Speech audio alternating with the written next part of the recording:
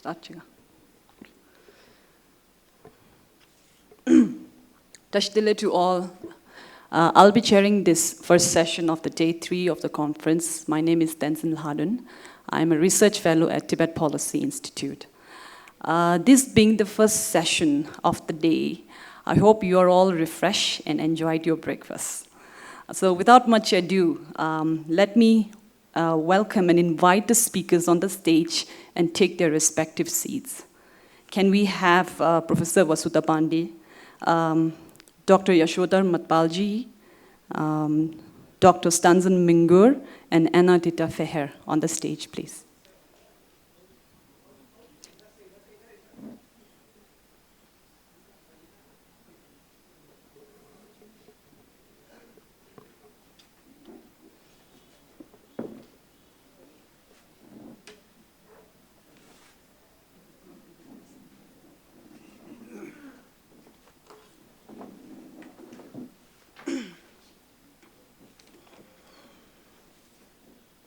So this panel has 4 speakers, as you can see, and each speaker will have 20 minutes to present their presentation.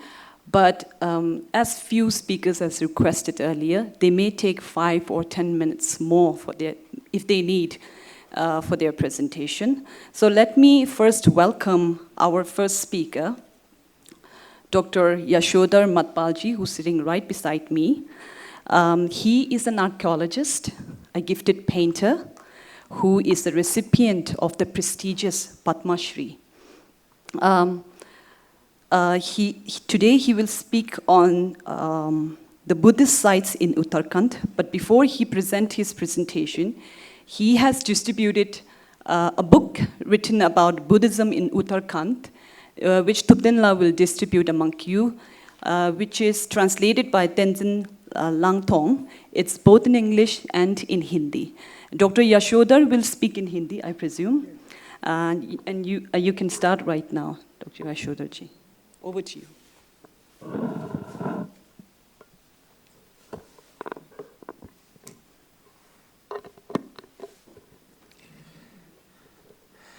मित्रों नमस्कार। ये मेरा सौभाग्य है कि मुझे इस मंच पर आमंत्रित किया गया और पिछले कुछ दिनों से हम यहाँ धर्मशाला में हैं और मुझे बौद्ध संस्कृति को समझने का और अच्छा अवसर मिला। Initially, I am an archaeologist and trained in fine art. So my work is really silent work, and very few occasions when I spoke publicly.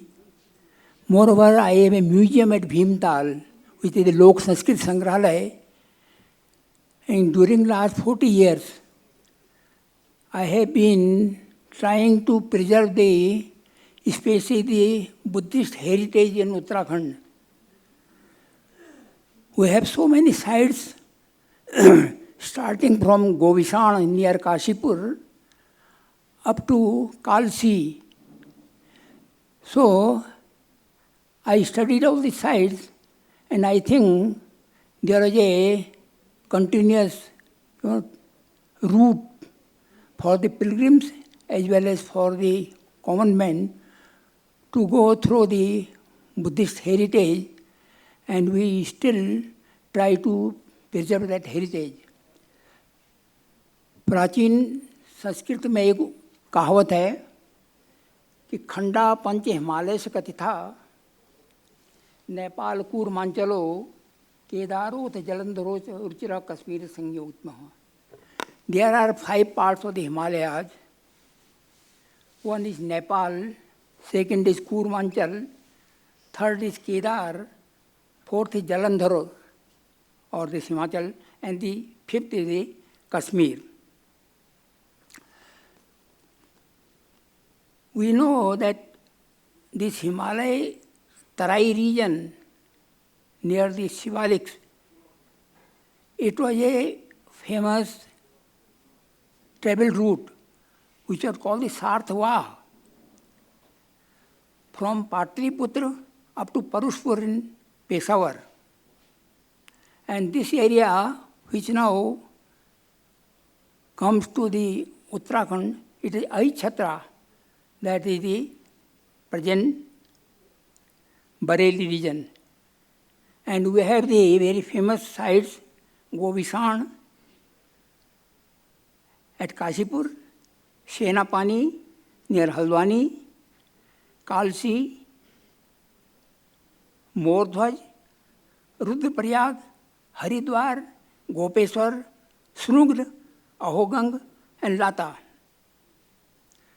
When I wrote this book, there were nearly 84 lakhs Buddhists in India.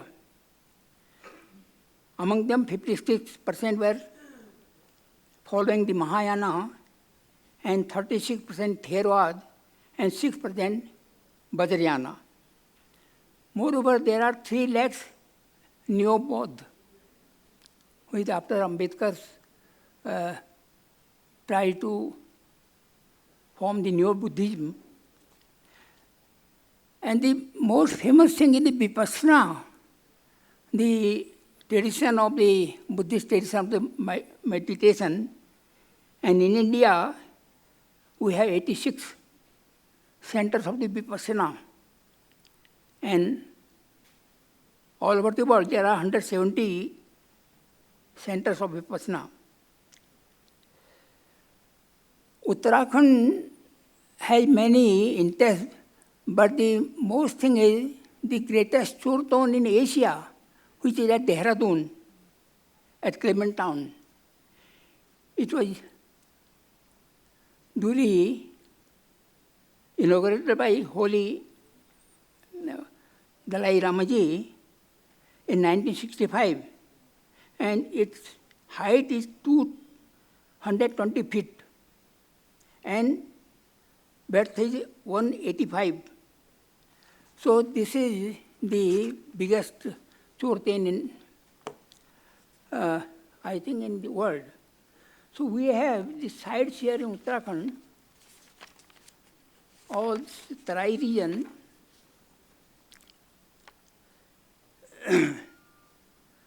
This Uttarakhand, earlier it was the Kirat Mandal and Khasdesh and Kartipur and Parvatakar or Giryavali. And different parts of this Uttarakhand were known as Iravrit, Rudra, Himalaya, Sapadalaks, Savalak, Shivalik, Kurmanchal, Karajal, Kamaugarh, Kamadesh, Sarkar Kumaon, and Garhwal, bigger 3,000 years. Now, there is an old saying, Himadi Srisang Punyang Stalang Bhut Bhumande Kojit Nasi Nasi Maharaja Satyang Satyang Vadamite. This Manas Khand is the oldest book which deals with the religious and the cultural aspect of this Devatatma.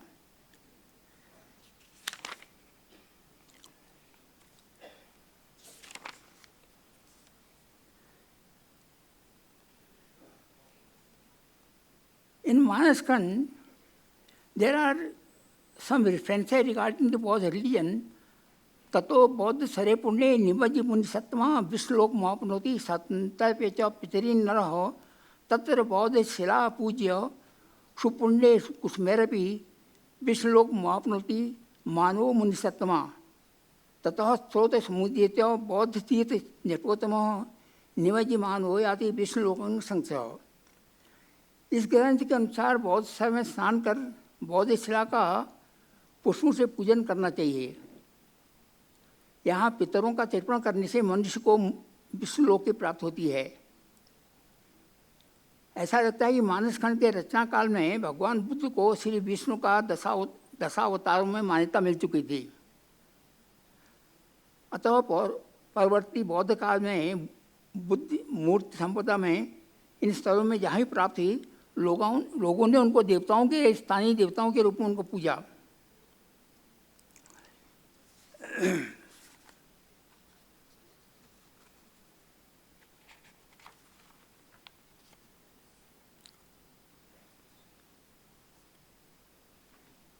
एक बहुत महत्वपूर्ण बात है कि उत्तराखंड में जो जातक कथाओं से जो संबंधित हैं, उसमें 500 में से 150 कथाएं ऐसी हैं जो उत्तराखंड से संबंधित हैं। और इनमें जातकों में हिमवंत और उत्तर हिमवंत का कई बार उल्लेख हुआ है। अहोगंग, उसी ध्वज, जामुन, गंधमादन, विपुल, ये सब पर्वत जो थे उत्तराखंड में थे। अहोगंग और उसी ध्वज कनखल की समीपवर्ती चंडी पहाड़ी की 2 श्रेणियों की संज्ञा थी। यामुन यमुनोत्तरी पर्वत की एक शाखा, गंधमादन रुद्र हिमालय का एक भाग और विपुल पर्वत उसी की दूसरी शाखा थी। इन जातकों में उत्तराखंड की वनस्पतियों का मनोहारी वर्णन उपलब्ध होता है। यहाँ के भोले भाले किन्नर जो अपनी भाइयों के साथ नृत्य गायन में मग्न रहते थे, बाहर से आने वाले लोगों के अत्याचार सहते थे। दूर दूर के व्यापारी बलपूर्वक स्त्री, पुरुषों और बच्चों को दांत सुनाकर उठा ले जाते थे। घने बसे भावर से होकर उत्तर पर जाता था, जिसमें अनाज भरे वाहन चलते थे। पावन गंगा तट के आश्रम में ब्राह्मण और श्रमण दोनों आते थे। नीभी जातक के अनुसार उत्तर हिमवंत में सीता नदी के तट पर 10,000 ऋषि रहते थे। ये गैरिक परिधान वाले उपवस्त्र, अजिन, दंड, उपानव और सुरवा अपने साथ रखते थे, जबकि परवर्ती दीक्षित भिक्षु अपने पास चीवर और एक पात्र, एक छुरी और एक कुल्हाड़ी, सुई, काईबंद और पानी छाने के रखते हैं।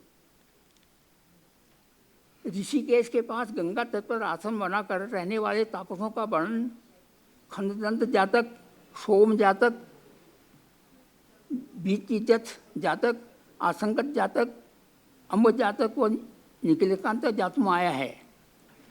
महाकपि जातक के अनुसार हिमालय में गंगा तट के समीप 500 हाथियों की शक्ति वाला ये महाकपि अपने 80,000 बानरों के साथ आम्रवन में रहता था। सामंतक जातक की बानर मित्र, सामंतक जातक में जो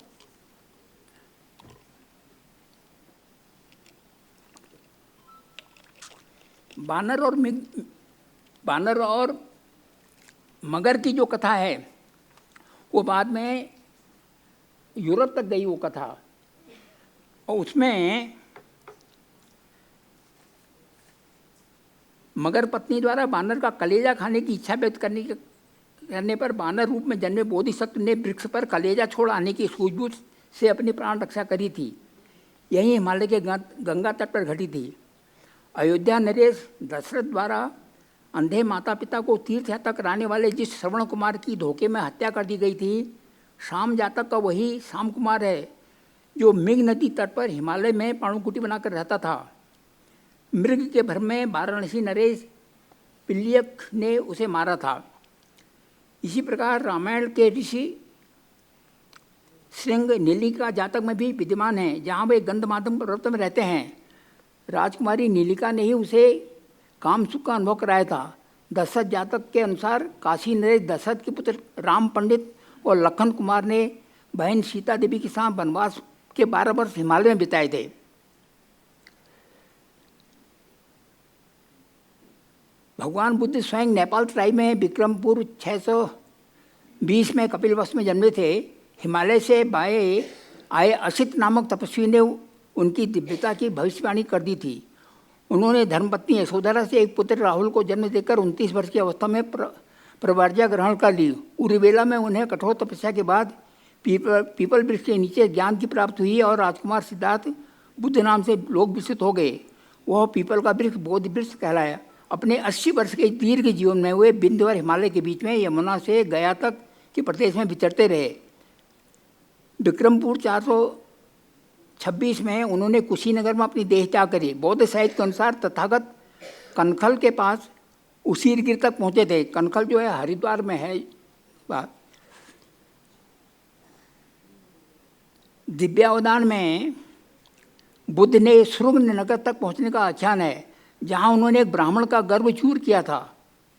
बुद्ध की जीवन लीला समाप्त के बाद उत्तराखंड बौद्ध विचार विमर्श का प्रधान केंद्र रहा। आगामी कई शताब्दियों तक हरिद्वार बौद्ध मठ का प्रमुख केंद्र रहा। 3 बौद्ध संगीतियों में से प्रथम अजातशत्रु के राज्यकाल में हुई, जिसमें भगवान बुद्ध के प्रधान शिष्य आनंद और उपाली उपस्थित थे। इस संगीत में बुद्ध के उपदेशों को संग्रहित किया गया। द्वितीय संगीत बुद्ध परिनिर्वाण के 1 शताब्दी बाद मगध में हुई, जिसका आयोजन आनंद के एक शिष्य शाणवासी संभूत ने संघ की आपसी फूट शांत करने के लिए किया था। वह अहोगंग हरिद्वार के निवासी थे। तृतीय संगीत सम्राट अशोक के राज्यकाल में हुई, जिसमें पुनः अहोगंग निवासी मोगलपुत्र तिष्य अध्यक्ष थे तथा उन्हीं के परामर्श पर देश के बाहर बौद्ध धर्म प्रचारक भेजने की योजना बनी। उत्तराखंड के कुलिंद नरेशों ने श्रद्धा बस अपनी मुद्राओं पर चैत्य और बौद्ध वृक्ष का अंकन कराया था। जो कुलिंद नरेश थे प्रसिद्ध उत्तराखंड के, तो उनके मुद्राओं पर चैत्य और बौद्ध वृक्ष अंकित किए गए थे। शुंग राज्य के नरेशों ने बौद्ध मत स्वीकार कर भरोत के तोरणों का हेतु मथुरा में भी दान अंकित कराए थे। आचार्य डबराल के अनुसार उत्तराखंड का भाबर से अतीत में अति वैभवशाली था। इसी भाग में पाणिनि का उत्तरापथ और कौटिल्य का स्थल गुजरता था, जो उत्तर भारत की राजधानी और महानगरों को जोड़ता हुआ पूरी छोर में ताम्रलिपि राजगृह से पश्चिमी छोर में तक्षशिला कपिसा तक पहुंचता था। उत्तराखंड में जो प्रसिद्ध हैं उनमें से सबसे महत्वपूर्ण है गोविशाण, जो कि काशीपुर के पास आज भी उसके खंडहर हैं। ये नैनीताल जनपद में बसा है, जो कि पूर्व में उज्जैन गांव कहलाता था। यहाँ वनस्पति के ढके टीलों में विद्यमान सबसे बड़ा टीला 90 मीटर लंबा और 45 मीटर चौड़ा तथा 9 मीटर ऊंचे एक दुर्ग का खंडहर है। दुर्ग की दीवारें 38 बाई 25 बाई 6 सेमी आकार की भारी ईंटों से बनी है। उस पर ब्रह्मपुर राज्य दक्षिण और पूर्व में अहिचित राज्य था। कनिंगम के अनुसार गोविशाण राज्य के अंतर्गत वर्तमान काशीपुर, रामपुर, पीलीभीत जनपद थे, जो पश्चिम में रामगंगा से पूर्व में शारदा नदी तक फैला हुआ था। दूसरा केंद्र था सेनापानी। सेनापानी ये वर्तमान हल्द्वानी के पास जंगल में है। यहाँ की सारी मूर्ति संपदा ब्रिटिश काल में वहाँ से उठाई गई, फिर भी कुछ हमारे पास उनके फोटोग्राफ हैं। कैलाश मानसरोवर जाने वाले यात्री प्राचीन काल में सेनापानी से टनकपुर फिर पूर्णागिरी होते हुए क्रांतेश्वर की पहाड़ी पर चढ़कर घटकेश्वर पहुँचते थे। वहाँ से समीपवर्ती बस्ती चंपावत के आगे बौद्ध तीर्थ का उल्लेख है। इतिहासकार मदन चंद भट्ट के अनुसार नंदा देवी का प्राचीन नाम मेरु, सुमेरु पर्वत और पूर्णागिरी था। वैदिक और पौराणिक साहित्य में यह क्षेत्र हिमावत पर्वत कहलाता था।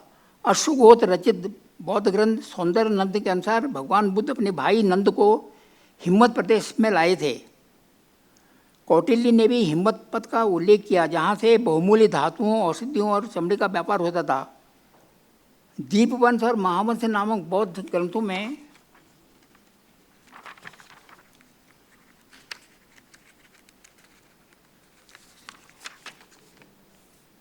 अशोक काल में बौद्ध मत प्रचारार्थ पाटलिपुत्र से मध्यम भिक्षु के नेतृत्व में एक दल ने हिम्मत में आने का साक्ष्य है। हेनसांग भी हरिद्वार से बरेली के बीच में कई बौद्ध केंद्रों का उल्लेख करता है। इन्हीं केंद्रों में से सेनापानी भी एक केंद्र रहा होगा। तीसरा केंद्र है जो प्रसिद्ध भी कालसी। रामायण का काल पर्वत, महाभारत का कालकूट या कालशैर और अष्टाध्यायी का कलकूट, जातकों का कालगिरी और जैन आर्य पुराण का कालकूट, जो लगभग 3000 वर्ष पूर्व में भी एक व्यापार केंद्र था और जिसको कुलिंद ने अपनी राजधानी पर बनाया था। देहरादून जनपद के कालसी ग्राम के समीप यमुना के पश्चिम तट पर स्थित एक प्रसिद्ध पुरातत्व स्थल है। उसके बाद यहाँ हमें कई शिलालेख प्राप्त होते हैं और कालसी में जो अशोक का शिलालेख है उसके 13वें धर्मलेख में अशोक को अपनी कलिंग विजय के में मारे गए 1 लाख मनुष्यों और पकड़े गए 1.5 लाख मनुष्यों के दुख का पश्चाताप होता है। उससे भी अधिक दुख इस बात का हुआ कि इस युद्ध में ब्राह्मण, श्रवण और सदगृहस्थों को अपार कष्ट पहुंचा।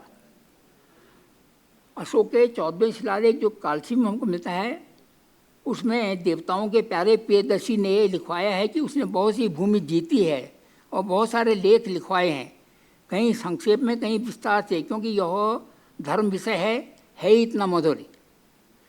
कालसी के ये 14 धर्मलेख भारतीय राजाओं के सर्वोच्च आदर्श के साक्षी हैं। बौद्ध मत स्वीकार करने के बाद सम्राट अशोक ने जिस धार्मिक सहिष्णुता, विश्व बंधुत्व, अहिंसा, शांति और मंगल की कामना व्यक्त की थी, वह भगवान तथागत द्वारा प्रणीत महान धर्म की शरण में जाने का ही प्रतिफल था। उसका तीसरा प्रसिद्ध स्थल था मोर ध्वज। मोर ध्वज प्राचीन भारत का मयूर ध्वज, भविष्य पुराण का मयूर नगरी, पाली का मोर ध्वज और चीनी आदि युवांगचान का मोयुलो उत्तराखंड भाबर में स्थित सांची की भांति प्रसिद्ध बौद्ध तीर्थ था, जिसको उजाड़ने में कराल काल से कहीं अधिक रोहिला उत्पाती का हाथ था, जिसने विशाल बौद्ध चैत्य को तहस नहस कर डाला। उसका मोर ध्वज नजीमाबाद मार्ग पर स्थित है। यहाँ एक विशाल दुर्ग अभी भी है, उसका खंडर बचे हुए हैं, और इस दुर्ग से 36 मीटर दूर दूसरा दुर्ग था। इनके पूर्व में 93 मीटर घेरे वाला एक विशाल टीला है, जो भीतर से 10 मीटर और बाहरी भूमि से 13 मीटर ऊंचा है। यहाँ एक भव्य बौद्ध चैत्य था। इसका मध्यवर्ती ऊंचा भाग चैत्यवी वृत्ता का क्षत्रिय अवशेष है। इसी से स्थानीय लोग उसको शिगरी या श्रीगढ़ी पुकारते हैं। इसके बाद तीसरा महत्वपूर्ण स्थल है नाला। केदारनाथ मार्ग पर गुप्त काशी के पास नाला चट्टी में पुराने पैदल मार्ग पर चलते ही एक चोरतेन आकार का एक लघु बौद्ध स्तूप विद्यमान है, जो लगभग 1300 वर्ष प्राचीन है। फिर अगला है ब्रह्मपुर। ब्रह्मपुर की यथार्थ स्थिति के बारे में पुराविदों में पर्याप्त मतभेद है। उत्तर काशी के बाड़ाहाट, कौड़ी गढ़वाल के पांडुवाड़ा, दूधाचोली बिनसर और ब्रह्मढुंगी बिजनौर जनपद का बड़ा पुत्र, अल्मोड़ा का हाट, मोहनपुरी, लखनपुर, बैराटपट्टन और नैनीताल के ढुकली को प्राचीन ब्रह्मपुर से पहचाना गया है। चीनी यात्री श्रुग्न से मादीपुर वर्तमान मंडावर आया, फिर यहाँ से 50 लीग उत्तर चलकर ब्रह्मपुर पहुँचा था। सबसे ऊंचे स्थान पर जो तुंगनाथ में बौद्ध अवशेष हैं, जो कि रुद्रप्रयाग जनपद में 3700 मीटर ऊंचाई पर स्थित है, जिसमें आदि शंकराचार्य की प्रस्तुत मूर्ति के अलावा भूमि स्पर्श मुद्रा वाली तथागत की एक मूर्ति, धातु मूर्ति भी है। भगवान तथागत पद्मासनस्थ हैं। उनका दायां हाथ भूमि को स्पर्श करता हुआ तथा बायां हाथ गोदी में रखा दिखाया गया है। हरिद्वार में मायापुर, मथुरा के लाल पत्थर से निर्मित गुप्तकालीन एक कमनीय बुद्ध मूर्ति हरिद्वार के समीपवर्ती क्षेत्र में प्राप्त हुई है, जिसमें तथागत के कुंचित केश और अर्धनिमीलित नेत्र अति आकर्षक लगते हैं। इसके साथ गोपेश्वर में धर्मचक्र परिवर्तन मुद्रा में भगवान बुद्ध की एक प्रतिमा गोपेश्वर संग्रहालय में सुरक्षित है। अर्धनिमीलित नेत्रों वाले मुखमंडल पर अपूर्व शांति विराजमान है। बाड़ाहाट उत्तर काशी में यहाँ के परशुराम मंदिर के पास एक छोटे मंदिर में लगभग 1 मीटर ऊंची बुद्ध की पीतल की मूर्ति, जो दत्तात्रेय के नाम से पूजी जाती है, के पादपीठ में लह बचन नगर जयी युवा अंकित है, जिनका शब्दार्थ है देव भाटक नगर बनी। उसके बाद श्रीनगर में है, गढ़वाल में, और फिर सबसे जो सुदूर है वो बद्रीनाथ के आगे माणा गांव में है। और एक जखेटा, अल्मोड़ा नगर के समीप जखेटा ग्राम में महायान बौद्ध देवी तारा देवी की पाषाण प्रतिमा है। और सुग्न नगर यमुना के दोनों ओर लगभग 1000 मीटर वाले सुनग राज्य की राजधानी था, जिसकी पहचान कालिशी से दक्षिण की ओर यमुना नदी के दाहिने तट पर स्थित वर्तमान अम्बाला जनपद में स्थित एक त्रिभुजाकार टीले में बसे शुद्ध गांव से की गई है। अहोगंग हरिद्वार के समीप गंगा जी के पूरी तट से लगी पहाड़ी, जो चंडी घाट से लक्ष्मण झूला की ओर गई है, उसको महाभारत काल में उसीरगिरी पुकारा जाता था, तथा बौद्ध साहित्य में उसीर ध्वज या अहोगंग।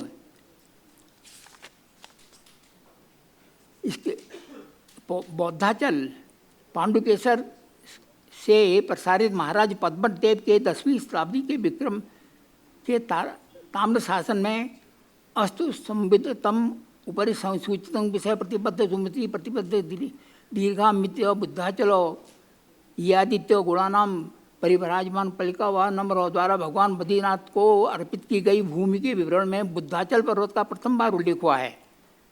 केदार खंड में इदंग व स्वर्ग गमन से पृथ्वी तमसो मह आग गंगा द्वारा मर्यादा और श्वेतांत पर तमसा तत्व पर्वमागान बौद्धाचलं शुभम। तो इस प्रकार यहाँ बौद्धाचल पर्वती में बौद्ध स्थलों की स्थायी निवास कारण से बौद्धायन कहलाया। लाता नीति घाटी में सबसे सुदूर एक बौद्ध स्थल है और यहाँ 2 कांस्य प्रतिमाएं मिली हैं, जिनमें एक भैषज गुरु के रूप में बुद्ध की मूर्ति है और उनका दाहिने हाथ में औषधि का प्रतीक श्रीफल थामे हो, बाएं हाथ में औषधि पात है। उनकी पीठिका में तिब्बती भाषा में भैषज गुरु अंकित है।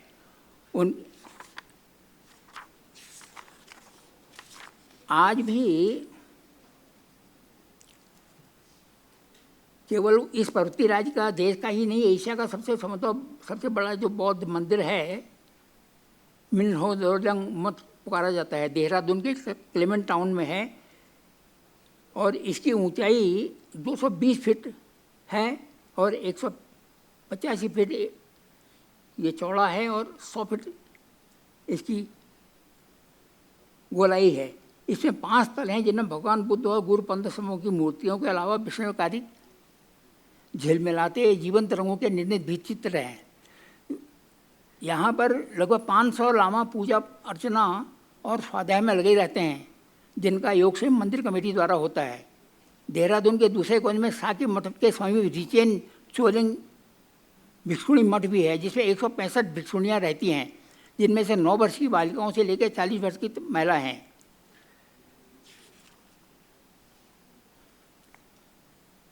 राज्य में 13,000 बौद्ध हैं 2001 की जनगणना के हिसाब से।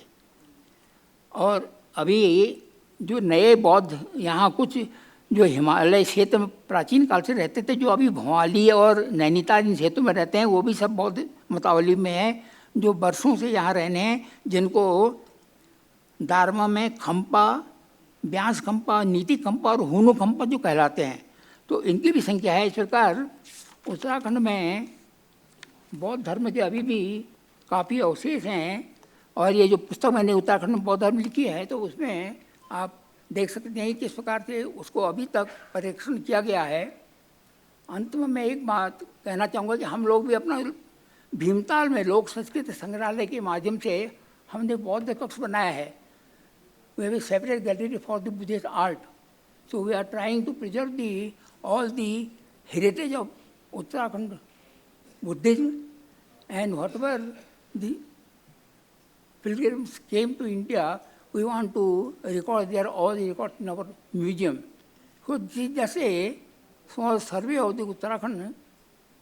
Since I was not prepared of this lecture, I came just to have my.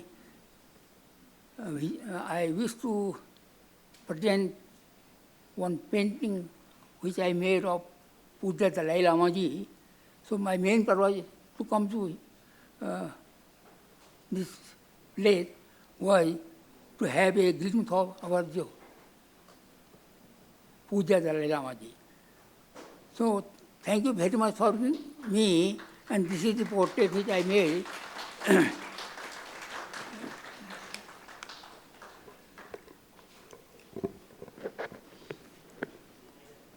Thank you, sir. With my limited understanding of Hindi, I believe sir has taken us into how Uttarakhand has now become an important site for preserving Buddhist culture and how it is an important hub for spiritual exchanges. And thank you for the beautiful portrait also, sir. Shukriya. Our next speaker, may I invite Professor Vasudha Pande ji. She has taught in Lady Shri Ram College, and she has worked on Kumaon, has written a lot about Kumaon, and has expanded her research in the western part of Tibet. Today, her presentation is titled Aftermath of Empire, Western Tibet and Himalayas, circa 850 to 1300 CE. Professor, over to you.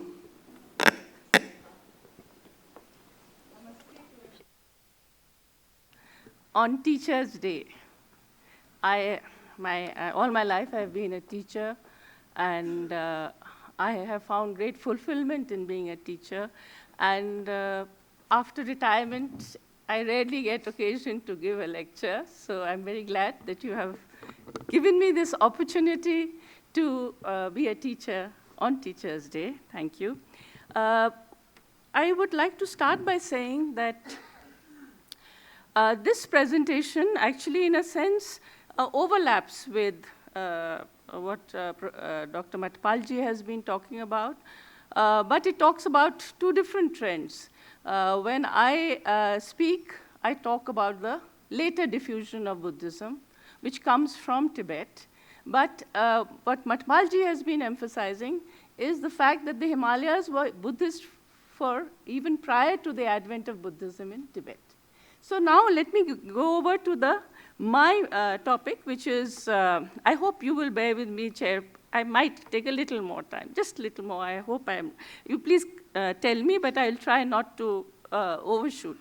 What I'm referring to, my topic is aftermath of the Tibetan Empire, an entity that does not figure in South Asian history. South Asian histories have not understood the significance of the relationship between the Tibet and the Himalayas. And I think it is high time the Himalayas write their history along with Tibet and make it available to South Asia, which hopefully will recognize the significance of the mountains, not just as borders or boundaries or marginal cultures, but as where people have lived for the millennia. It's not something that the occupation is not something which is only linked to northern India. As a matter of fact, the water towers of the world, now that they are shrinking, the South Asian civilization itself will undergo a major catastrophe. If that happens, the glaciers disappear. So what I would like to emphasize is that I'll be talking about the Tibetan Empire and how, in a sense, my hypothesis, and this is a very large hypothesis, how the Tibetan Empire actually, in a sense, brings to fruition many things in the Himalayas, and how, after the breakup of the Tibetan Empire, the Himalayas get peopled and they become agricultural. That's the major argument. But given the fact, and this is important, maybe I'll just go through. This side, yeah. Okay, so the colors have changed. Anyhow, as you can see, this is the Himalaya. But as Shekhar Das said yesterday, when we look at Tibet in the Himalayas, then we have to, these are the specific mountain ranges. And I think the other day when the chair was speaking, they said that there are lots of mountains that you have to take cognizance of. So look at the range, and this is from Barad, after the Trans-Himalaya is discovered, and in that lie the Kailash ranges and the Himalayan ranges, and that's the area I'm going to be talking about because that is contiguous with Uttarakhand and far western Nepal. Mine is also going to include far western Nepal. These are the central Himalayas. So actually, when we look at the Himalayas from this gaze, and Shikada spoke about it, this is also from, let me tell you that all my maps are from Riyavek. Please, I have not cited it here, but these are not my maps. And if you take pictures, please do not post them because there's a copyright issue, right? So before that, and not all of them, some of them are not from Riyavek, but Riyavek has an atlas of Tibet, which I have used, because otherwise it's very difficult to make a presentation in such a short time. So now this is from Riyavek. As you can see, Tibet and the Himalayas is not one space. You know, we tend to think of it as one conceptual space, but actually it is extremely diverse. And I think that is probably why this pluralism of the Himalayas has not been understood by a large number of people. We try to reduce the Himalayas and Tibet to one kind of region. But if you look at it, there's a large, look at the Tibet, where the Tibetan plateau begins and where that entire region is, which is not green, which is mountainous, or rather the plateau.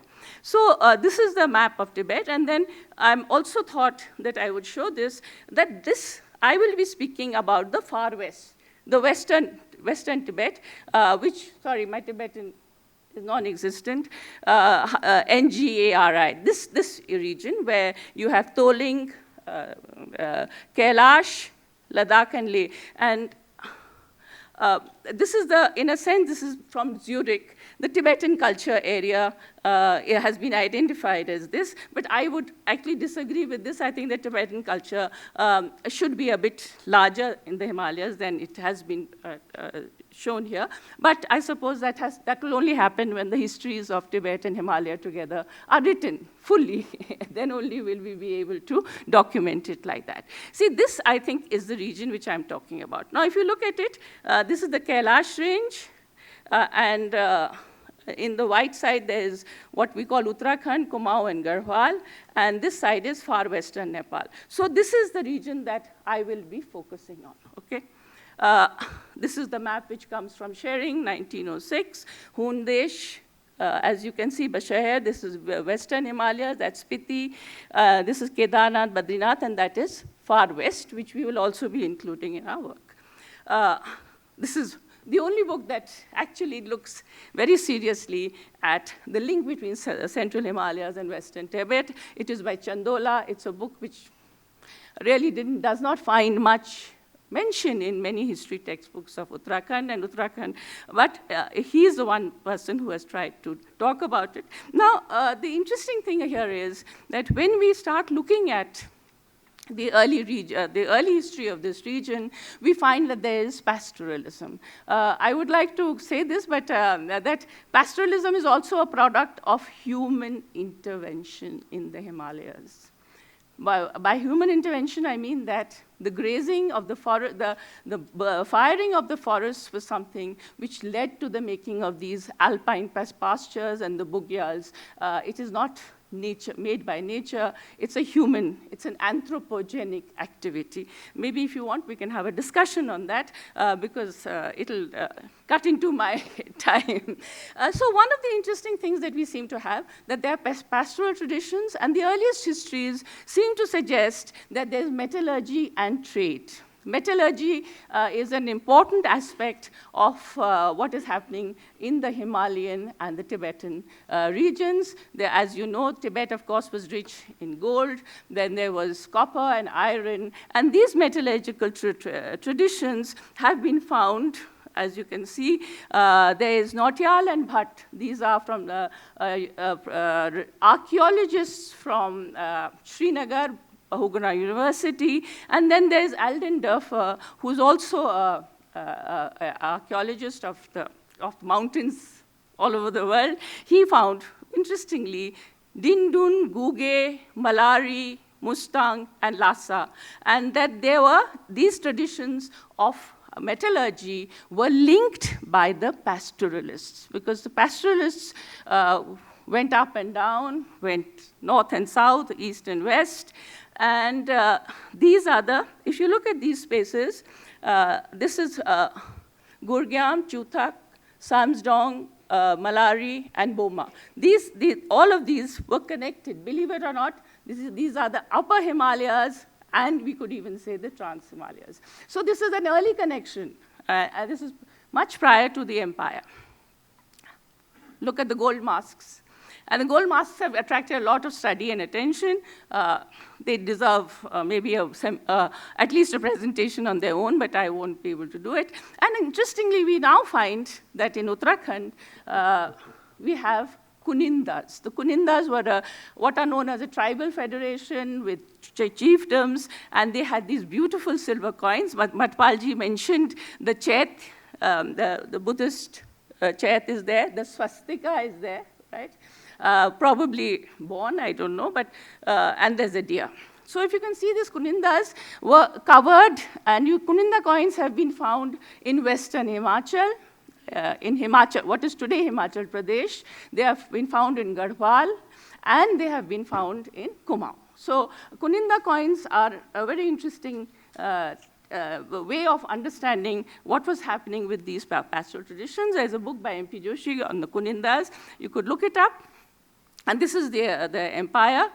200 BC to 300 CE, this is all approximate, but I think this would be useful.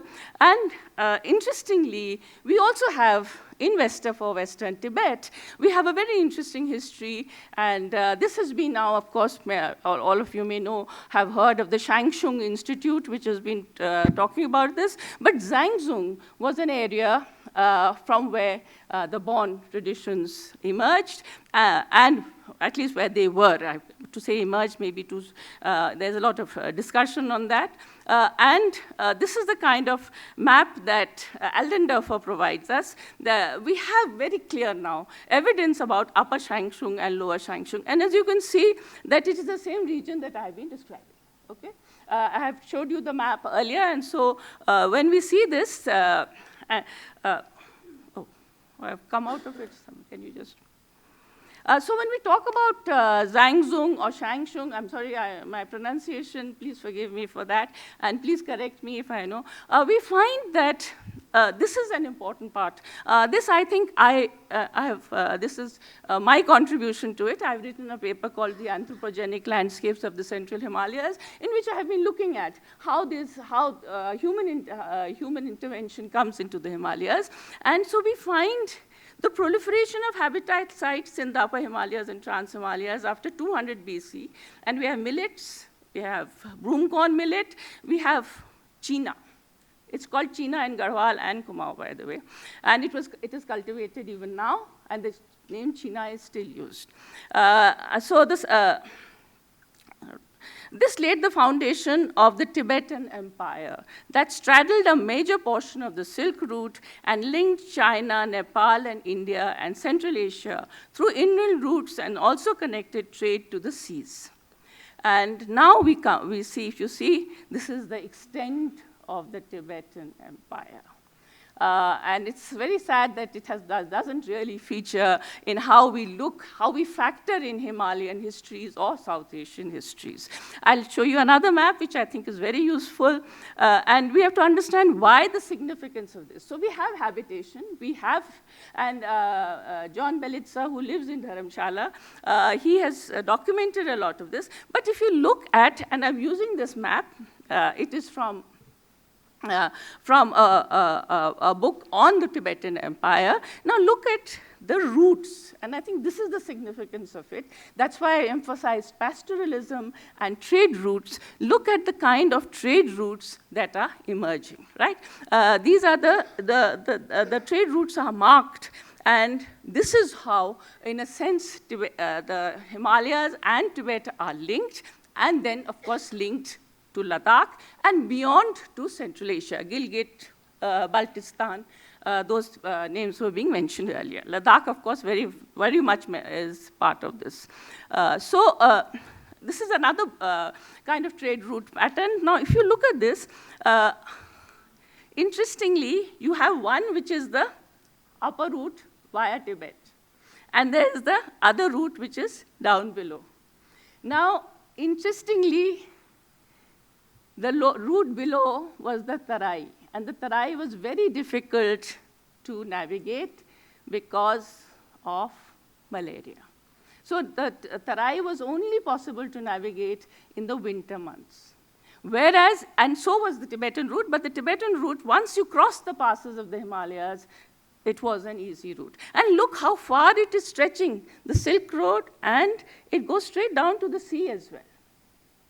So if you have read Tenzin and other scholars, you will realize that this connection with the sea, there's the Yunnan road which used to come, the tea horse road. So in a sense, this highway of mankind, as Brian Hodgson called it, the resident at Nepal, this highway of mankind has not been studied properly enough. And now what we will try and do is to, okay. So As I said, the Tibetan Empire brought this together. And of course, I'm not going to details about the Tibetan Empire. That in itself is, maybe it should be a seminar on that itself. What we could look at is that after the 9th century, around the 9th century, and all of you know, that there was the coming of the Tibetan Empire meant the coming of language, writing. The king, the emperor invited people, produced a script, very important, translations were made, and of course his acceptance of Buddhism, and eventually the breakdown of the empire. The breakdown of the empire was the result of many problems. There was smallpox, there was illness, there was plague, and probably some environmental issues were there. I will not dwell on them, though I think it's of great significance what was happening, because Tibet gradually gets depopulated, at least Western Tibet gets depopulated after the 9th century, but that itself is a topic of study, and I have a slide which we will look at later. But increasing aridity, please let me remind you that between the Gupta period and after the Gupta period, there were lots of, we have aridity and monsoon failures being important, and then I come to my region, how I provincialize Western Tibet and the Central Himalaya together. From the 9th to the 11th century, the region was in turmoil.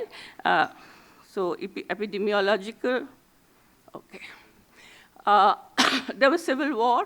If you could read that, I'm sorry, I can't really read it properly. There was a reference to Langdharma, etc., in some of the lineage studies, if you remember. And what we have is some people migrated to Western regions, and the kingdom here, in about 925 by, I'm not going to read the names because I'm sorry, I made terrible mistakes. It is unclear whether this vast region then functioned as a centralized kingdom. We know that it soon dissolved into 3 separate kingdoms ruled by these sons, Purang, Guge, and founded the kingdom of Ladakh, etc.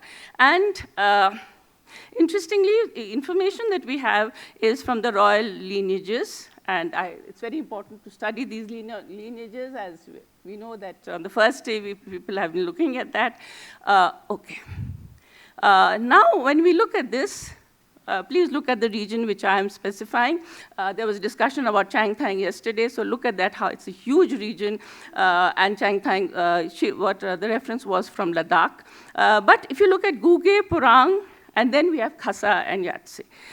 These are the 3 regions which I'm talking about, and interestingly, this is the Kailash Mansarovar region, which even Yashodhar spoke about yesterday, and it's something I just visited Kailash, I went on a pilgrimage to Kailash, I should say, and I drove through this. Of course, it's now called it's called a different prefecture by the Chinese, but anyhow, to come back to this. Yeah, so the kingdom of this is, now I've put the map even more sharply. As you can see, the Zanskar is here also. You have Guge, you have Toling, as was referred to, Khunu is very interesting here, and there are references to that later on. This is the lineage tree, which actually I think I have got from, no, it's from Vitali.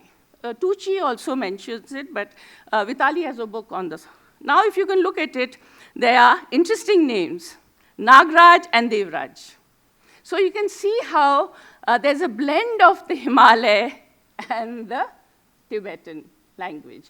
Now, let me remind you that in the Himalaya, there are Tibeto-Burman languages, there are Indo-Aryan languages spoken, as well as Austroasiatic. That there's a substratum of that as well. So we should be looking very closely at languages when we talk about cultures. Cultures are based on language, not on what we wear and eat only. I think the most primary way in which you have to understand a culture is through the language that is spoken. And because language opens up new worlds, it opens up imaginations, and it grounds you. So culture is not based, has to be based, not even on religion only, but on language. So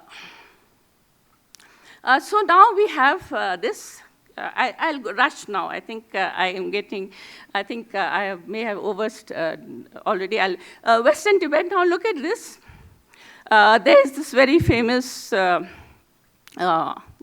So we have the coming of Atisa.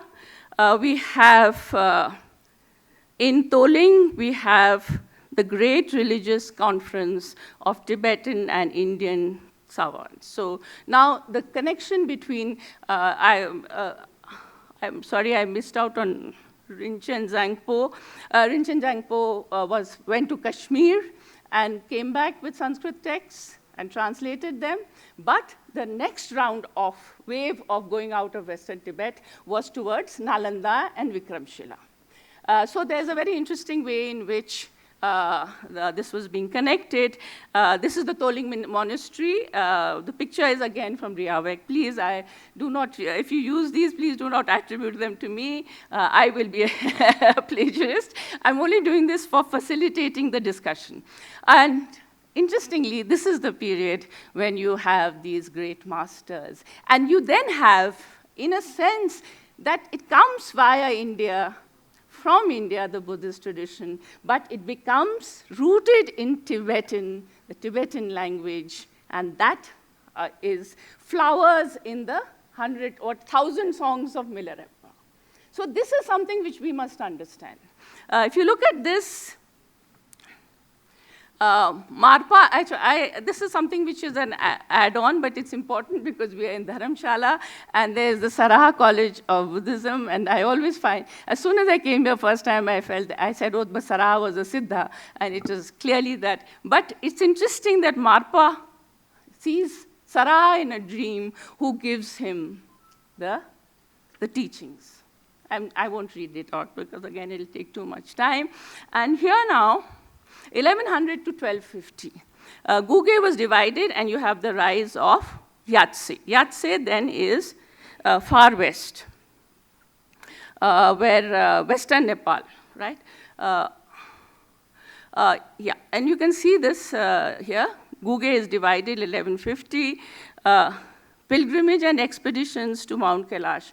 References to Kailash are in Ladakhi folklore, but I have also found references, not songs so much, but folk stories which refer to visits to Kailash.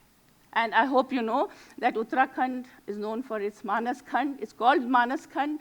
Part of Kumaon and Western Nepal and Western Tibet constitute a Puran, which is called the Manas Khand, which is this thick, written in Sanskrit, and it actually talks about this region in great detail. So you can see that there is a shared cultural history, an affinity, and of course, a great respect and veneration of Tibet. And now here we have this, okay.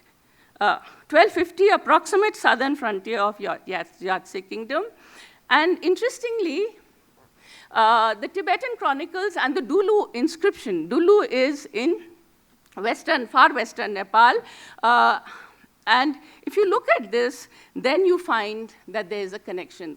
The same kings are ruling. They have Kanakpatras, they have copper plates, and they write in Buddhism, in Tibetan, as well as in Sanskrit, interestingly. So now I think I will skip parts of this. The Krachal and Ashokchal is something which Uttarakhand people are very familiar with.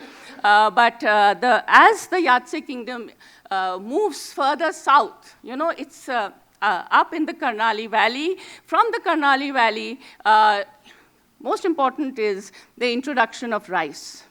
Chandannath, who comes, it's the highest altitude rice cultivation. And it's gradually, here you have the development of rice cultivation. You have Ashokchal, who, of course, and let me tell you that what is the Yatse kingdom or the Khasa kingdom, of course, comes to extends beyond the Kali River to Kumaon and Garhwal. And so I've spoken about rice cultivation. I'll go. This seems to be, this is also not my map. I have a map of the Kazakh kingdom made by me, but this is from somebody who studied this region and studied Nepal more seriously. So you can see that the Lhadon is so much there. So the Kazakh kingdom is very large, and this would be the 13th and 14th centuries. Eventually, what happens is,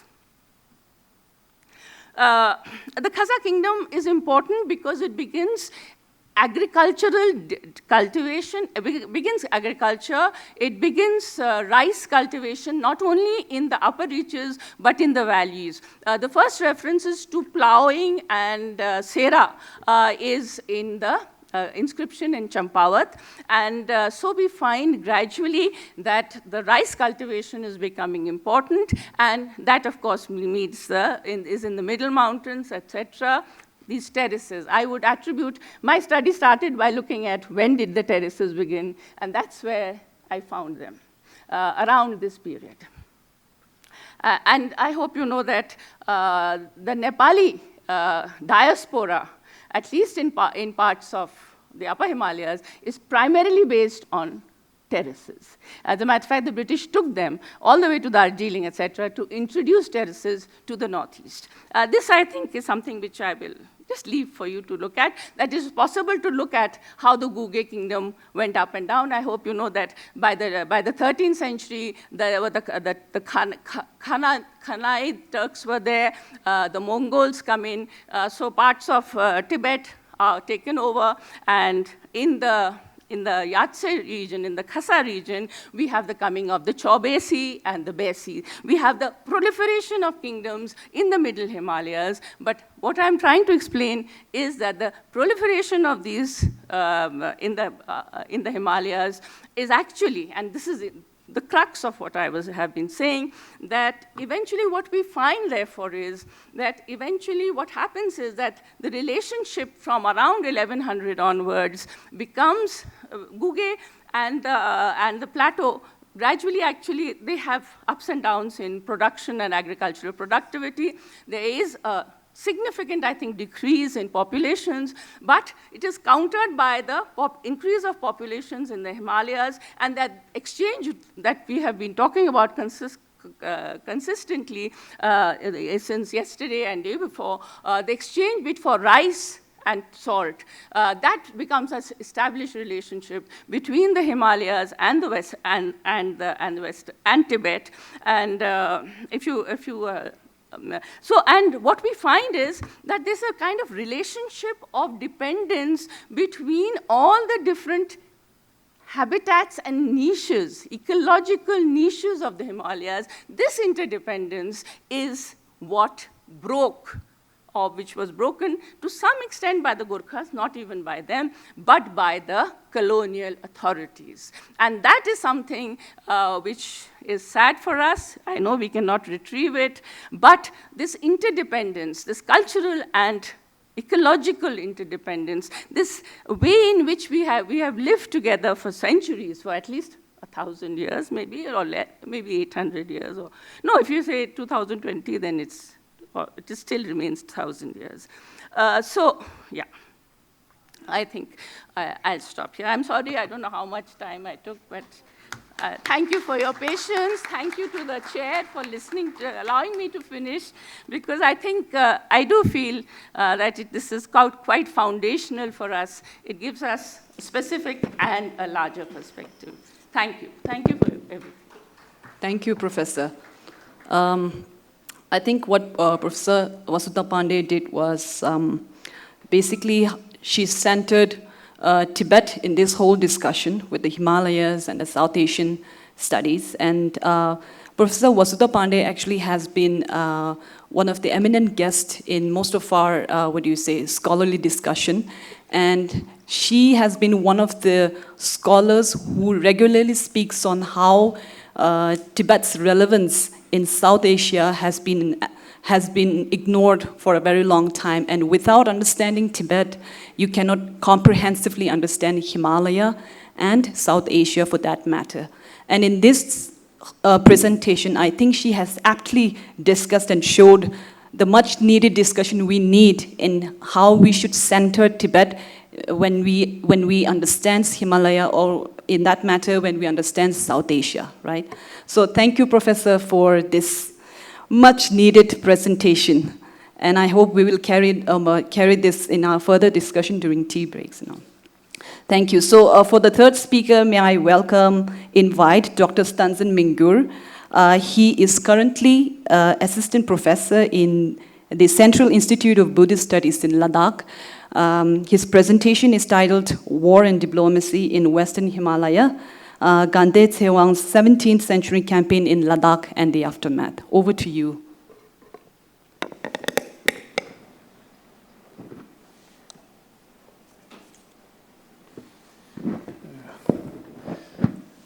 Good morning, everyone. How much time do I have? Excuse me. Tenzin, how much time do I have? I'll go accordingly. You can carry on. Okay. I'm sorry, you're not going to lose time for us. In this presentation, I'm going to talk about the conflict which happened between Tibet and Ladakh, actually. In the Chronicle of Ladakh, we do say Mongol War, not the Tibetan War, because it was leading by the Galvan Sevang, a descendant of Mongolian Empire. Okay. Not taking much time, I will go directly to the next slide. While talking about this conflict of 17th century, we saw that there are different perspectives. If you see in the Tibetan history, they talk about a kind of sectarian issue which lead to this war. But if you see in the historical account of Ladakhi scholars or the historian, they talk about different view. They keep something different perspective on that. Rather, you can say that they end up this one in a few lines, not talking much about this. So most historian account, like even the most modern historian also, like we have Tsiringapula from Guge, he also wrote similar account in which they say that because of the sectarian issue that was in Ladakh at that time. Going to the account of Fifth Dalai Lama, it is in his autobiography, which says one important thing that missing is, if you see, prior to the actual war, there was an envoy which sent to Tibet by the Ladakhi king. His name is Lonpo Kyu. Actually, he was sent to ease the situation, but instead of easing this one, he make the situation worse. So reason we don't know what was happening at that time, but if you look at the autobiography of Fifth Dalai Lama, it seemed that he was not happy with the envoy. Going to next, I was talking about the Chronicle of Ladakh.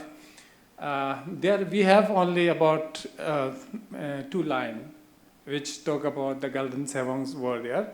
So I'll read and you will understand what Ladakhi usually say about this. At that time, the people of Loduk, that is referring to Bhutan, and the Tibetan had a dispute. This, at the time of Jabdung Awang Namgyal and all this. Now the head Lama of Loduk was the patron Lama of King of Ladakh. Okay, the letter sent a letter to Tibet. It means referring to the King of Ladakh. Sent a letter to Tibet saying that he was prepared to take up his quarrel. I mean, he's referring that if you two kingdom started in war, we are going to help Bhutan.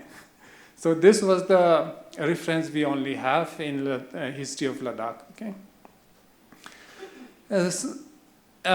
modern also Tibetan historian also, like Lobsang Shastri, he says the king of Ladakh had great hostility rooted toward Gelugpa school. Okay, like Shekap also said the Ladakhi ruler had been harassing Gelug monasteries. Okay, I'll come to that point later on. These are some points that modern Tibetan historian are saying. The common narrative that we saw in most of the Tibetan histories are that they blame for Drukpa sectarianism in Ladakh. Okay? It is also followed by the modern historian. I'm not going to this one. The international also historian also carried out this narrative saying that most of this thing, okay, actually you can say most of the historians, they say this lead by the sectarian issue. But later on, let's say last 5-10 years, there is an alternative analysis on this one, like one with the ML. He explored about the economic motive could have been behind this war. And Halkes, he also linked with the Treaty of Bashar of 1679. So before going to the actual war, I'll give a timeline from which you can understand what was happening at that time. It was not a sectarian issue, but rather a campaign that usually a Ladakhi king did. Okay, at the time of King Tsewang Namgyal, he began expedition, expansion of his kingdom. It's expand up to the Low Mustang area. Then King Singye Namgyal also followed similar tactic, taking Guge and some other western Himalayan area, western Tibetan areas. Conquer the annexation of Zangskar. Now this is the point. If you compare first two, like Tsewang Namgyal and time of King Singye Namgyal, they actually take control of Guge, which was follower of Gelugpa school. But it was not case because we also have an account in which it says that Ladakhi king conquered Zangskar at that time. Zangskar was the different, let's say, kingdom at that time. At that time, there was a king named Yogi or Jogi, it's written there. He was the Drukpa follower. Even his kingdom was conquered at that time. Okay.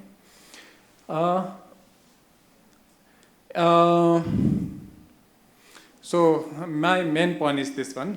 Beyond religious sectarianism, there have, in a nutshell, I can say that not only the sectarian issue, but also there are some complex political motive also, and then economic and the strategic factor also played in this war. Now I try to balance the historical analysis, like comparing both the Tibetan as well as Ladakhi sources, so that I can say that I'm not quoting from one side only. Okay. Going to next one. So I have given some example of how Ladakhi king was not as follower of only one sect, but instead they patron different schools at the time. Like Ladakhi ruler said, like donation to the different monasteries, not only one, even to the central Tibet. Okay. Then there is a manuscript we call Kumik manuscript, in which there is a sketch and some important example about how Ladakhi king sent, how Ladakhi king support different schools, not only one. Okay. Then let's just be. Then somehow in last let's say in 100 years or 150 years, the patroning of a school has been shifted. Like it started at the time of King Tsewang Namgyal with Gelug. Then it shifted to, at the time of King Jamyang Namgyal, shifted to Sakya and then Drigungpa school. Then at the end of his life, he started supporting Dukpa Kagyu school. That also followed by King Singhi Namgyal. Okay. Okay, this also have, if you look at, if you read the biography of Lama Saksang Raspa, all the details are there. There are so many accounts in which he tried to help in building the relation with central, at that time, Galdan Potang school. This another interesting account we have from the Sangye Gyatso, regent of the Dalai Lama, in which it says, it's account before going to the war, okay? In the past, the Gelug school had widely spread and flourished toward Ngaris, but in between, there had not even been one or two capable master of our tradition meeting the standard there. Because of that, the Yellow school has nowadays totally degenerated. What hope do we have to help when there is a reason to go for a war? In a way, it's more like excuse. We also have evidence of religious inclusiveness in the biography of Siddha Paksam Ishe. He was the student of Paksam Wangpo. It's a manuscript still have in the Hemis monastery. Okay, I'm not going into that. So there are a few factors that I'm saying again and again. Not only religious tension, of course there was, but it was not big issue. Then there was a frequent raid over these two areas, Saga and Toshut, at that time. Then there is an economic interest, because you know most of the Western Tibetan areas are very rich in gold plus pashmina. And that time it was the lucrative trading product. Okay, that could be another reason. Then third could be the territorial ambition by the then Tibetan kingdom. Okay, they wanted to expand it back. I'm not going into the detail of this because you all know the Galdan Sevong. He was the descendant of Genghis Khan, a Mongolian. Okay, that's why maybe he was chosen for this war. War campaign, I'm not going again into the timeline because these are the very common historical thing that everyone know. That I'm going to the consequences of of this war. Because in short, you can say that Ladakh lost half of its territory at that time. And from this time onward, Kingdom of Ladakh started to degrade. Okay, at the end, at the time of Zorawar Singh, they lost. Okay.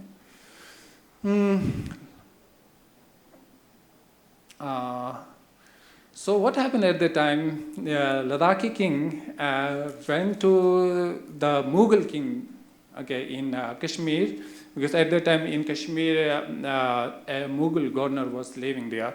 So they asked for the help to drive away the Mongol war. Okay, so it was happening in the Chargyalthang in Basgo.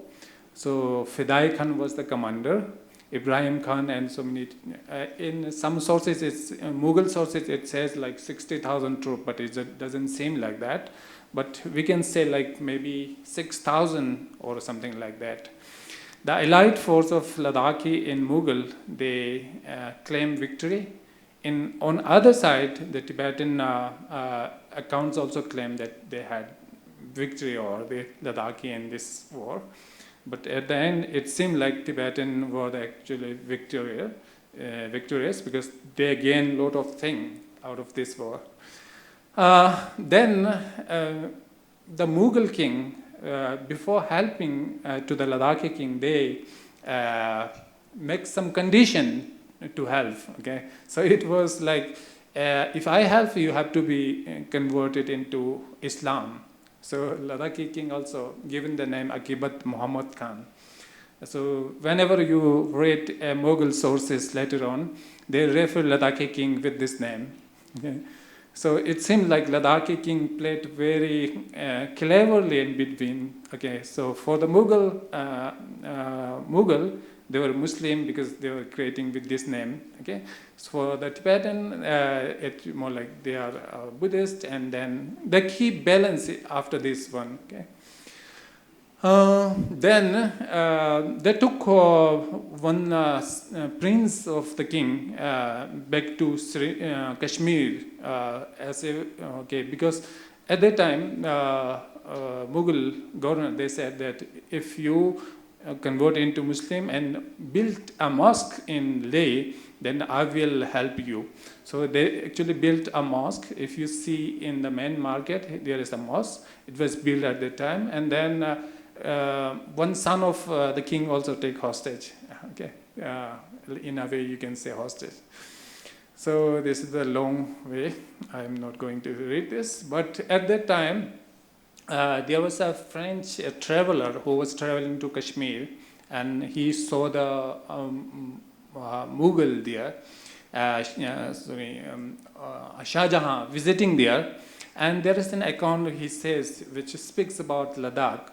But I will quote this one again. But since Shah Jahan's eruption into Great Tibet is referring to Ladakh, the king of Ladakh has not only interdicted the passage of caravan, but also forbidden any person from Kashmir to enter his dominion.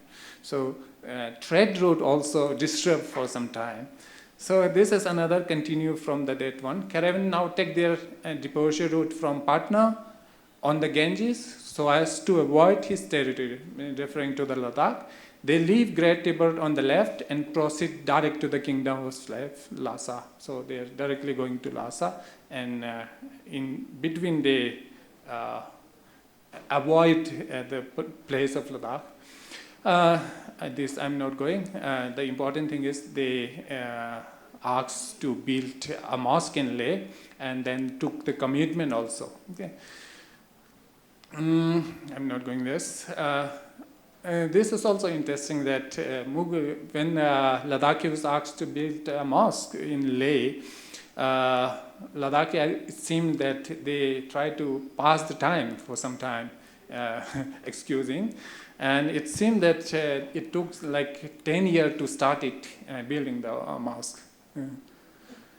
So in short, I can say that this war was the very bad, catastrophic for the Ladakhi kingdom, because they lost half of its territory, and then the good thing happened is then after this there was no much big war or the hostility.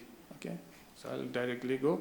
For this treaty, they sent Mipa Mongpo, a Drukpa Kagyu master, because Ladakhi king used to reverend him as a root guru.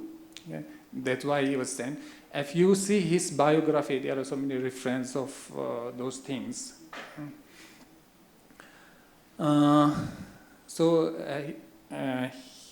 When he come to talk with the Ladakhi king, he asks, at first Ladakhi king was converted to Muslim, but because of the Mipa Mongpo, he again reconverted to Buddhism at the time.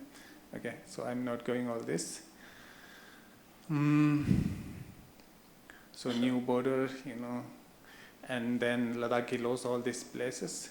And then important thing is there was a diplomatic exchange between Ladakhi and Tibetan started at that time. One is the Lochak mission. You might have heard that Ladakhi required to send some annual mission to Tibet, and it was reciprocal. It was not like tax that Tibetan were taking from Ladakhi, but it was more like reciprocal. And the one that coming from Tibet used to call the Yungtsong. I saw in some document it consists of around 100 horses carrying so many things, especially the product, and then relics and blessings from the monasteries also. Thank you.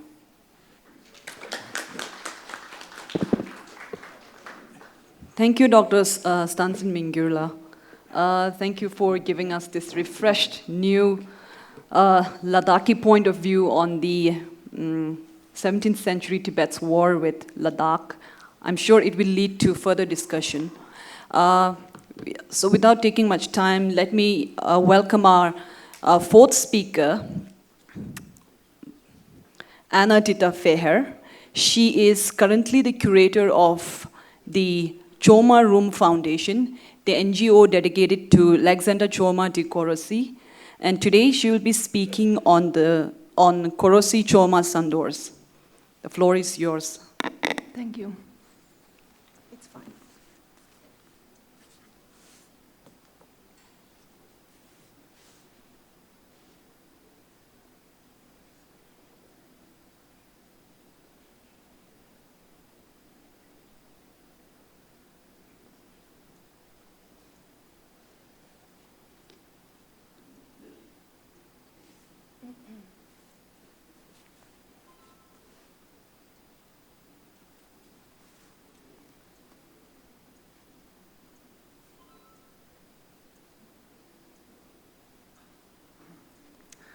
Jule and Tashidelek, everyone. I'm very honored and humbled to be here today, especially if the occasion is to celebrate regions and cultures that I was actually not born into. I'm a Hungarian, but that have welcomed me with open arms and that I've been calling home for the past 10 years. Ladakh has always been a very mysterious place for me, where many paths, like religions, cultures, different kinds of people cross and merge and intertwine. And during the past few days, we've all been talking about like how these cultures and religions have been shaping the Himalayan region. And one of a very interesting part of this path is a fellow Hungarian who was also not born into this culture, but who contributed to it in a way that we still see and study today. He was Alexander Choma de Kőrös. He was born in Transylvania in 1784. At that time, it belonged to Hungary. And he basically dedicated his whole life to the pursuit of knowledge. He was a linguist, so that's why I'm very happy when Madam Ji mentioned that culture is language, because he breathed this idea. And he set out on a long journey to actually find the traces of Hungarians somewhere in Central Asia. So he set out on a journey through Europe, through the Middle East, and in 1823 he arrived to Zangla.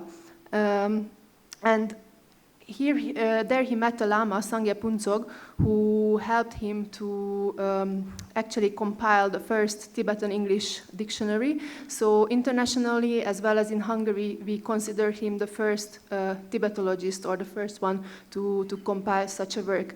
And I'm an architect, and I came as an architect first to Ladakh, and I really in awe of his educational and academic work. But I've been thinking about like what is the real connection that I can have with Choma, and I could identify it as home or identity. And let me please read you a little section of an ancient fairy tale where a pilgrim is wandering and is a little bit lost, and he asks the moon for direction. It goes like this. Where is our dwelling place then? Where is the dwelling place of the fairies or the moths? Where is man's dwelling place? The wanderer asked the moon. Where is it? The fairies make the mountains, cliffs, and trees their home. The moth's home is the blade of grass, the leaf, the flower. Man, however, makes the whole subcelestial world his home, so his dwelling place can be anywhere, the moon replied. Except that point is as though it were nowhere at all, he added. The wanderer came to halt in horror. Then he sent off again, but lifted his feet more slowly than before. His dwelling place may be anywhere, yet still he finds no home. His dwelling place may be anywhere, yet still he finds no home. He kept repeating the future strange promise. Where should I go then, in light of that? So, where is our dwelling place then? What do we call a home? What do we call an identity? How are we in this world? Is it our skin, our bones, our bodies? Is it something like a backpack for Choma? Is it a space confined by walls? How are we in this world? What do we call identity? Was it maybe like a dwelling place, a kind of being in the world? So these are the questions I was trying to explore in context of Choma's work and in context of my being in Ladakh as well. One thing is for sure, though, that in 1823, Choma arrived to Zangla Palace after 12,000 kilometers taken at the then 500 years old palace, and he spent 16 months going through 325 volumes, 105,000 pages, 40,000 articles, during which he probably could have called Zangla Palace a little bit of home, along with a few other monasteries in Zanskar like Dzongkul or Puktal. And this is actually how we came into the picture, or this is how another path crossed here in Ladakh, because this is how our foundation, Choma's Room Foundation, came first to Zangla. It was first, actually, we've seen a little bit of context on the first day by Mr. Stanzin Namgyal of where Zangla is, why is it important. Just briefly, when I first came to Ladakh in 2015, it took us a good 3 days to reach from Leh to Zangla. Now it's reduced to 3 hours, 3.5 hours. So you can see how things are changing quite rapidly. But probably it's always been like that, Zangla being on the Silk Route. So it was quite an interesting and rich cultural hub for us as well as for someone like Choma. And this is what the foundation, this is the context the foundation found themselves in. It actually started with 2 equally dedicated, I might even say crazy people, Hungarians, who were cycling there in 2007. And they saw the palace and they saw that it's not in a very good condition, and they promised the king of Zangla that they would return and bring some volunteers to actually start working on the palace. So in 2008, they did actually return, and this is how our story started. Till now, we've been working on different projects from architecture to community building, with a little bit of break during the COVID times. And later we will actually get to a yak, but I'm gonna talk about it a little bit later. So the biggest and most important activity of the foundation is architecture. We started out, as I mentioned, with the Zangla Palace, and as we've seen again in the first day by Mr. Namgyal, since 2008, we've been mainly working on stabilizing the existing structure. So this is the before and after. But probably what haven't been mentioned yet is what it takes to work on this kind of building. We strongly value traditional architecture, so we are not using any cement. We are mainly implementing the traditional Ladakhi way of building houses, which means mud bricks, stones, earth and wood, but it also means that we have to carry everything up by hand because the lack of infrastructure. So if you look at these pictures from the 1920s by Erwin Baktai, you may see that nothing much have happened, like we didn't, reinvent the wheel, but I feel like this is a continuity that we have to preserve. We have to be really mindful and respectful of the spirit of the place. So this is what we are trying to do in Zangla. There is a video that's, for the lack of internet, it's not gonna play, but I will just jump to the next project. So after a few years spent with renovating the palace, we've seen that, and after one visit to Zangla village during the winter, we've seen that it's probably, if we try to keep Choma's spirit alive, he was a very humble man, so he wouldn't have been happy of us, working on his little room, trying to make a monument for him. So he probably would have been more happy with actually making a difference in the community. So that's how our educational project started. And as a little bit of context, Zanskar has these concrete government buildings, and being a high-altitude desert, it means there is no enough fossil fuel to heat up these schools. So there was many more months long forced educational break.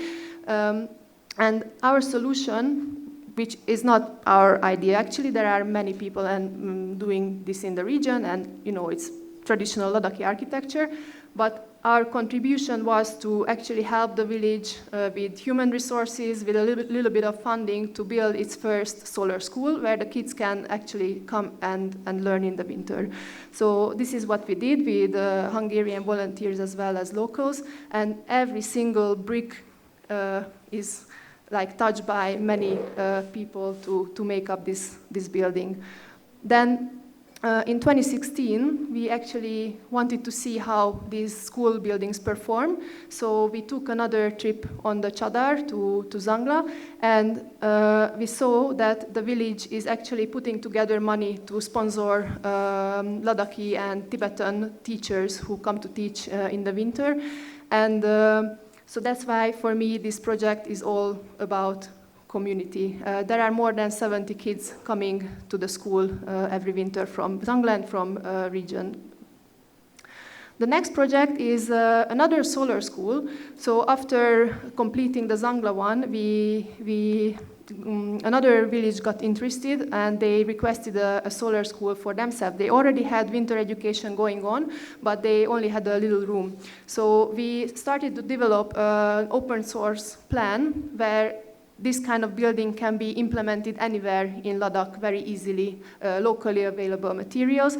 And this time, actually all the village came and made the mud bricks, and we were working with local carpenters and stonemasons, mistries. So this is from working alongside each other. This project transformed our work into learning from each other. And then the next project is a similar building where the local nunnery expressed their need for a similar solar room where they can pray during the winter.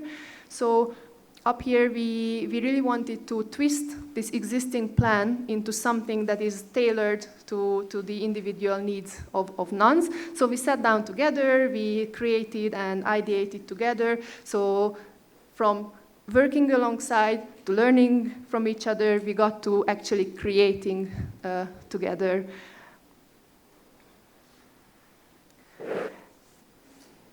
Alongside these educational projects, we had a few connections with local NGOs. So we started to work on the reconstruction of the Shri Stupa.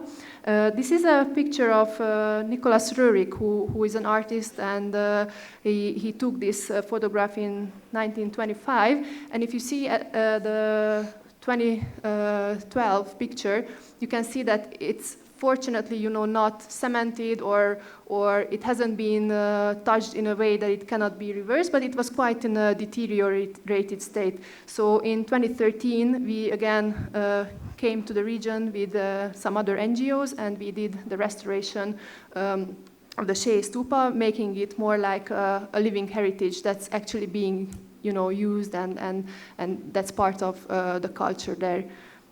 And the last but not least, I feel like the project that is the smallest but has had the bigger or the biggest impact is the solarization of Zangla houses. So we thought that if we can build solar schools, why can't we just implement the same idea in locals' houses?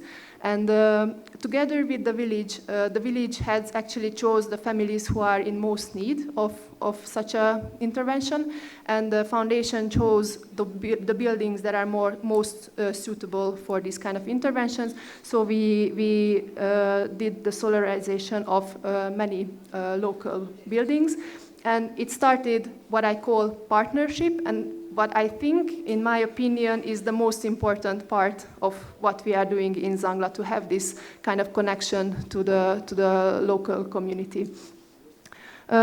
Just briefly mentioning a few other projects, we've had carried out some educational and community building projects. We've been helping out with the local government school with volunteers who are mainly teaching arts and music.